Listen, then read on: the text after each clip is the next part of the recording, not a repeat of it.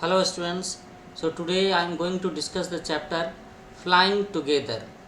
Actually this chapter discuss about the importance of teamwork. Team work समझ रहे हो ना आप सब लोग। अभी अभी कुछ दिनों पहले हम लोगों ने टीम वर्क वाला लेक्चर रिकॉर्ड किया था। आपका एक पोएम है ना टीम वर्क, उसको लेकर के। So what is this chapter about? Flying together. It is about team work of birds. या it is about team work of words. So now we are going to read the story. What happened when you did not do as they asked you to do? तो इस कहानी में ये भी बताया जा रहा है कि क्या होता है कि अगर आप वैसा नहीं करते हो जैसा आपके सीनियर्स, जैसा आपके बड़े या वाइज पीपुल कहते हैं तो क्या होता है, ये भी हम लोग देखेंगे. So deep in a forest stood a very tall tree. Its leafy branches spread out like strong arms. तो ये कहानी है, एक जंगल में एक बड़ा सा पेड़ था, बहुत ही ऊंचा पेड़ था और इसके ब्रांच पर इतनी सारी टहनियाँ थी, इतने सारे पत्ते थे कि ये बहुत ही बड़ा सा पेड़ था.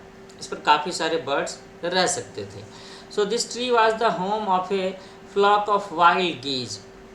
These felt safe there. One of the geese was a wise old bird. अब ये जो पेड़ था इस पर काफ़ी सारे बत्तखों का झुंड था. गीज समझते हो ना आप? गीज ये हम लोग बोलते हैं इसे. तो यहाँ पर जंगली गीज रहते थे और ये यहाँ पर काफ़ी सेफली रह रहे थे. And one of the geese was a wise old bird. और उनमें से एक जो गीज था वो बहुत ही बुद्धिमान था, बहुत ही इंटेलिजेंट था, है ना. He noticed a small creeper at the foot of the tree and he spoke to the other birds about it. तो एक बार ऐसा हुआ कि इस वाइज ओल्ड बर्ड ने, इस गीज ने क्या देखा कि ये जो पेड़ है जिस पर इन सब लोगों का घोंसला है, जिस पर ये सारे के सारे गीज रह रहे थे, उसके जड़ों के पास में, फुट के पास में एक छोटा सा क्रीपर प्लांट है, एक बेल है जो इसके ऊपर में बढ़ने की कोशिश कर रही थी. So he spoke to the other birds about it. Do you see that creeper? He said to them, let us destroy it. तो डिस्ट्रॉय करने का मतलब समझते हो ना आप? डिस्ट्रॉय करने का मतलब होता है नष्ट कर देना, हटा देना, ख़त्म कर देना. तो उसने बाकी सारे गीज से कहा कि क्या तुम सब के सब इस क्रीपर को, इस क्रीपर प्लांट को देख रहे हो?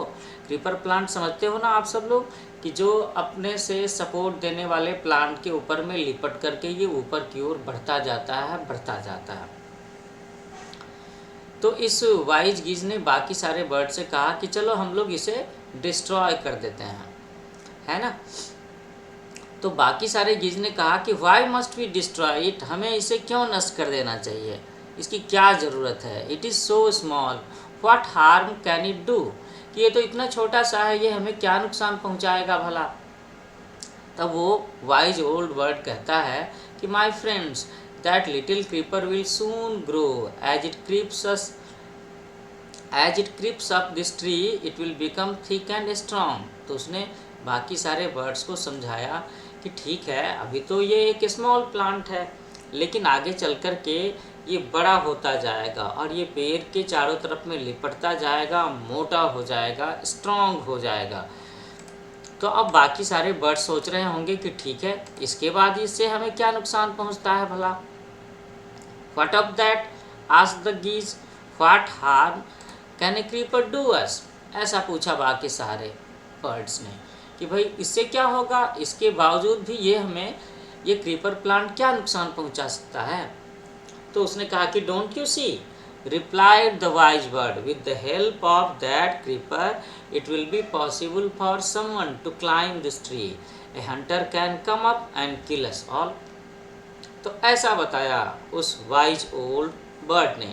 क्या बताया कि जब ये क्रीपर प्लांट इस पेड़ के चारों तरफ में लिपट करके स्ट्रॉन्ग हो जाएगा, मोटा हो जाएगा, तो एनीबडी, कोई भी चाहेगा तो इसकी सपोर्ट से इस ट्री पर, जिस पर हमारा घर है, जिस पर हम सब लोग रह रहे हैं, सपोज करो कोई हंटर ही है, तो वो इस पेड़ पर चढ़ कर के ऊपर आ जाएगा और उसके बाद वो हमें हार्म पहुंचा सकता है, वो हमें मार सकता है. ऐसा कहा उसने. तो देखो बच्चों, ये है ना, ये एक क्रीपर प्लांट है, ये इसे बोलते हैं, ये क्रीपर प्लांट ये है जो इस पेड़ पर लिपटता जा रहा है। और इसी के बारे में इतना सारा कंसर्न जाहिर किया था इस वाइज ओल्ड बर्ड ने। और आप इस तस्वीर में देख ही रहे हो कि इसके सपोर्ट से एक हंटर मतलब जो चिड़ियों को फंसाता है, बहेलिया बोलते हैं ना उसे, वो कैसे इसके ऊपर में जा रहा है। इसी के बारे में डर जाहिर किया था उसने। किसने? वो जो वाइज ओल्ड बर्ड था, जो सबसे बूढ़ा वाला गीज था, उसने। तो अब क्या होता है कि अब बाकी सारे जो गीज हैं, बाकी सारे जो यंग बर्ड्स हैं, वो क्या कहते हैं कि well there is no hurry. They replied the creeper is very small, it would be a pity to destroy it now.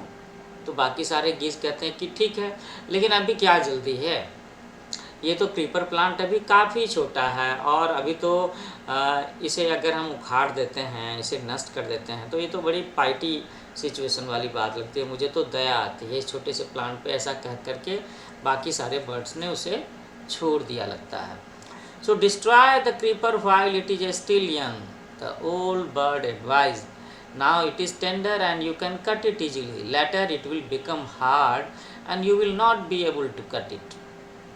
तो उस वाइज ओल्ड बर्ड ने फिर से एक बार वार्निंग दी कि इस क्रीपर प्लांट को अभी ही डिस्ट्रॉय करो जब तक ये यंग हैं। क्यों? क्योंकि अभी जो इसके ब्रांचेज हैं वो टेंडर हैं, नर्म हैं, नाजुक हैं, which can be cut easily, later it will become hard. और जब ये हार्ड हो जाएगा then we will not be able to cut it, तब हम लोग इसे काट नहीं पाएंगे।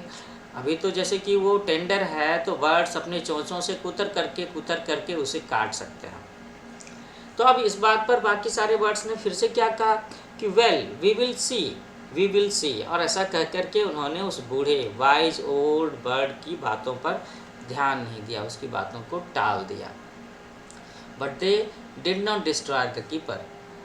ऐसा कह करके उन्होंने उसकी बात को टाल दिया और उन्होंने उस क्रीपर प्लांट को काटा भी नहीं। अब क्या होगा, क्या हो सकता है? They forgot the wise old bird's advice. और इस तरीके से वो उस बूढ़े बुद्धिमान पक्षी की बातों को, उसकी एडवाइस को भूल गए। As the creeper grew it began winding its way up the tree. तो जैसे जैसे वो क्रीपर प्लांट बड़ा होता चला गया, उसने उस पेड़ को अपने चारों तरफ से लपेटना शुरू कर दिया और वो मोटा होता चला गया, स्ट्रॉन्गर होता चला गया, stronger and stronger. It became until it was as strong as a thick rope. और वो धीरे धीरे इतना स्ट्रॉन्ग हो गया जैसे कि एक मोटी सी रस्सी हो। बच्चों, मैं एक बात बताना चाहूँगा कि जैसे कुछ जो पेड़ होते हैं, ट्रीज़ होते हैं, अगर वो उनका जो मेन स्टेम है, ट्रंक है, वो बिल्कुल सपाट सा हो तो उस पर चढ़ाई करना थोड़ा मुश्किल काम होता है। लेकिन सपोज़ करो कि इस तरह का कोई क्रीपर प्लांट उसके चारों तरफ में रस्सियों की तरह से लिपट जाए तो तब उस पर चढ़ाई करना आसान होता है। आप के आसपास में अगर कोई पेड़ हो तो आप थोड़ा सा इसे एक्सपीरियंस कर भी सकते हो, ऑब्जर्व करके देख सकते हो। तो आगे चलते हैं स्टोरी में क्या हुआ कि one morning when the geese had gone out in search of food, a hunter came to the forest. अब भाई बर्ड्स का क्या होता है, वो हर रोज़ मॉर्निंग में, सुबह में दूर दूर के इलाके में दाना चुगने चले जाते हैं, है ना। तो ऐसा ही हुआ कि एक दिन सारे के सारे गीज फूड की तलाश में बाहर चले गए। अब इस बीच में there was a hunter who came to the forest. तो हंटर आया, ये जो बहेलिया आप देख रहे हो ना, ये आया जंगल में। और उसके बाद आने के बाद उसने क्या किया, so this is where the wild geese live, he said to himself, when they come back in the evening I shall catch them. तो आप देख रहे हो इस पिक्चर में कि ये जो हंटर है, इसके हाथों में क्या है, ये there is a net, there is a trap. ये एक जाल है जिससे वो बर्ड्स को फंसा सकता है, कैच कर सकता है। तो उसने इस पर अपना जाल बिछा दिया और वो बोलता है कि यही वो जगह है क्या जहाँ पर ये सारे के सारे जंगली गीज रहते हैं। तो जैसे ही वो शाम में आएंगे, when they will return back I shall catch them, मैं उन्हें पकड़ लूँगा। And the hunter climbed up the tree with the help of the creeper. और आप देख रहे हो ना कि कैसे वो इस क्रीपर के हेल्प से, सपोर्ट से वो इस पेड़ पर चढ़ जाता है।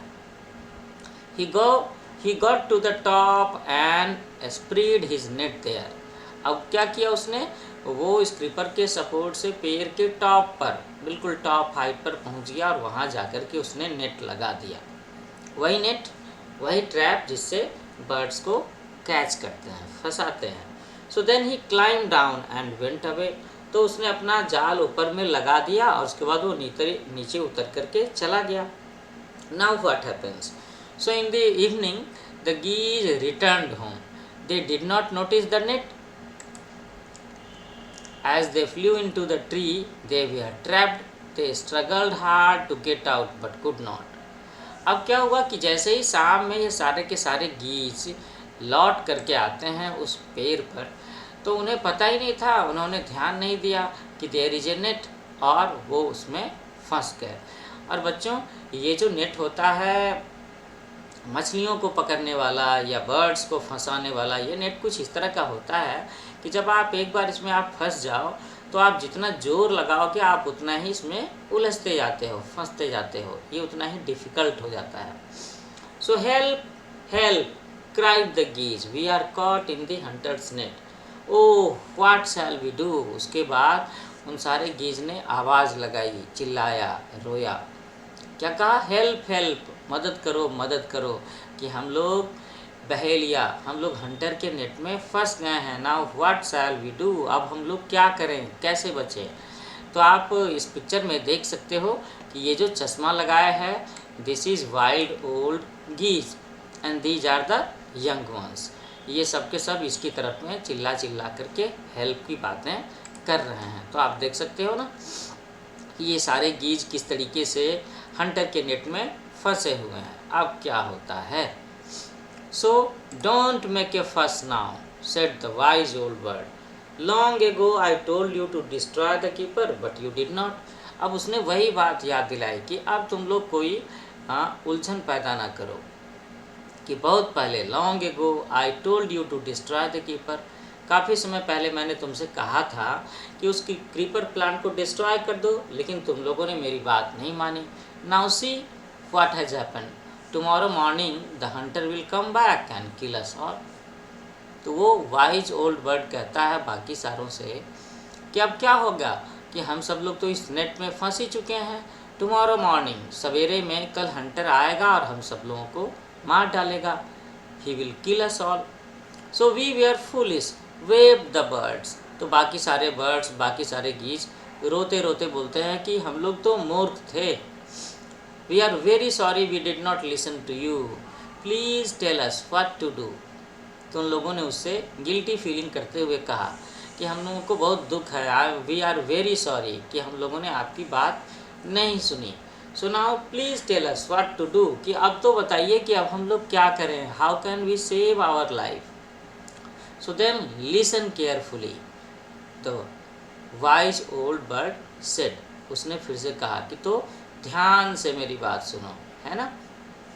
So when the winter comes you must all pretend to be dead. Pretend, P-R-E-T-E-N-D. So do you mean the word, do you know the meaning of the word pretend? Pretend का मतलब होता है कि ऐसा महसूस करना, ऐसा जताना, शो करना, दिखावा करना।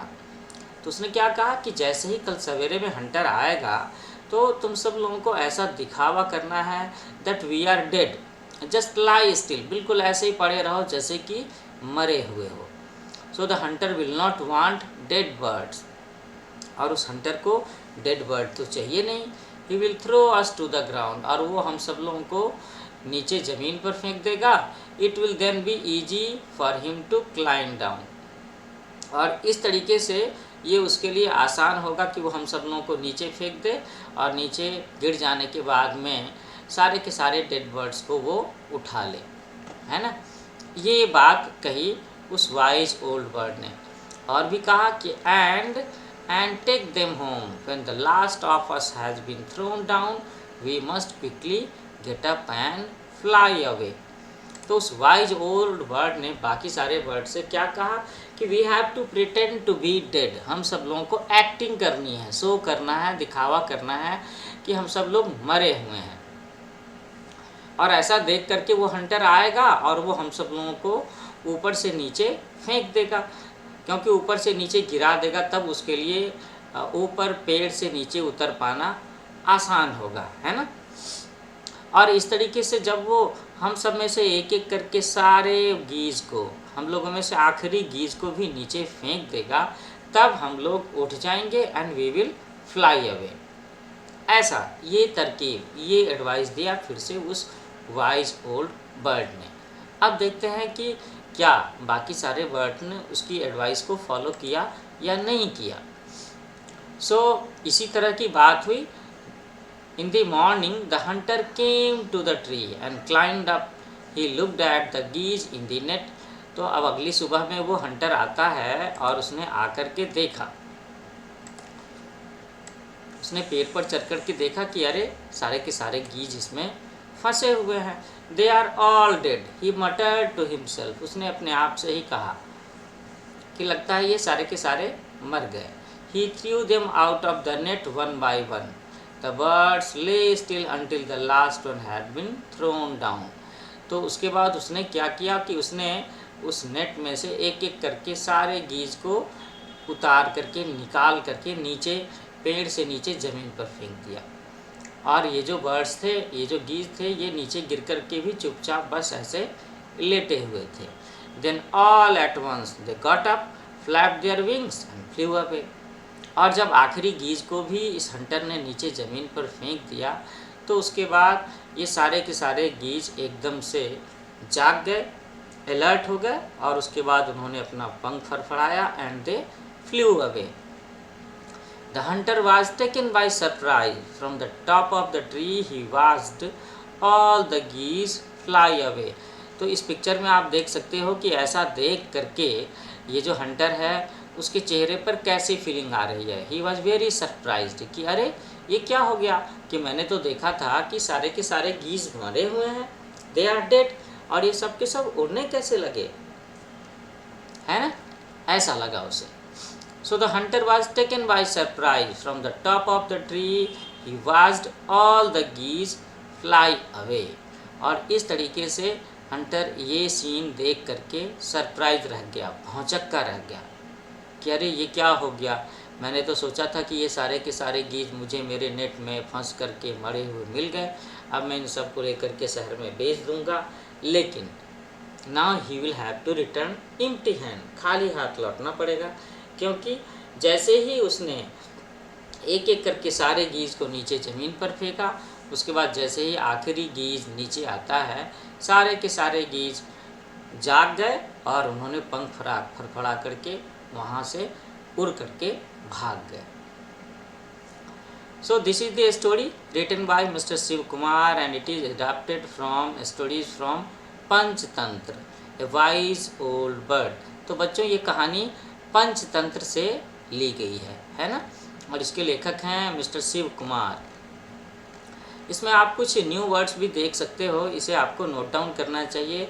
And the new words are geese, geese stands for plural for goose, large web footed bird. ये जो बत्तख होते हैं ना पानी में, बत्तख जो पानियों में पानी पर फ्लोट भी कर सकते हैं और उड़ भी सकते हैं, उसी को हम लोग गीज कहते हैं। What about creeper? So you may have heard about it, you may have studied in the science chapter also when we discuss different kinds of plants, climbers, creepers, है ना। तो ये क्रीपर है जो क्या करते हैं कि किसी न किसी सपोर्ट के जरिए वो ग्रो करते हैं, बड़े होते हैं। So plant that need support to grow usually along a wall or a tree. Winding, go in circular spiral course. तो वाइंडिंग को हम लोग ऐसे समझाएंगे, वाइंडिंग मतलब बांधना, ये हो गया, this is winding. Okay, so now you can understand it. Mutter, mutter means spoken in a low tone, काफ़ी धीमी आवाज़ में भुनभुनाना। And flapped, flap means moving wings up and down, पंखों को ये अगर पंख हैं तो एक बार ऊपर एक बार नीचे, एक बार ऊपर एक बार नीचे, ऐसे करके पंख फड़फड़ाना। This is known as flapping, flapping of wings. So students, today I have discussed the chapter flying together. ये पंचतंत्र की स्टोरी है और there is a moral lesson. इसमें एक मोरल लेसन भी है। वो क्या है कि हम सब लोगों को प्रॉब्लम की सिचुएशन में एक साथ रहना चाहिए। वी शुड स्टे यूनाइटेड, इसीलिए इसका नाम है फ्लाइंग टुगेदर, है ना। तो स्टूडेंट्स, मैं आप सब लोगों से एक बार कहना चाहूँगा कि ये मेरा चैनल है न्यू एज कोचिंग।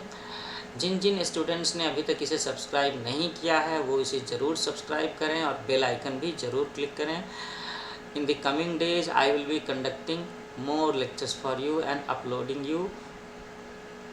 और इसमें मैं आगे चल करके आपके लिए EVS के चैप्टर्स भी लोड करूँगा, इंग्लिश के चैप्टर्स भी लोड करूँगा, कंप्यूटर साइंस के चैप्टर्स भी लोड करूँगा। और not only CBSE, I will be conducting sessions for DAV, Bihar board, UP board, Chhattisgarh board, MP board also. ठीक है, तो जल्दी मिलते हैं हम लोग नए सेशन में, नए लेक्चर के साथ में। तब तक के लिए अच्छे से पढ़ाई करो। Take care, happy learning with New Age coaching.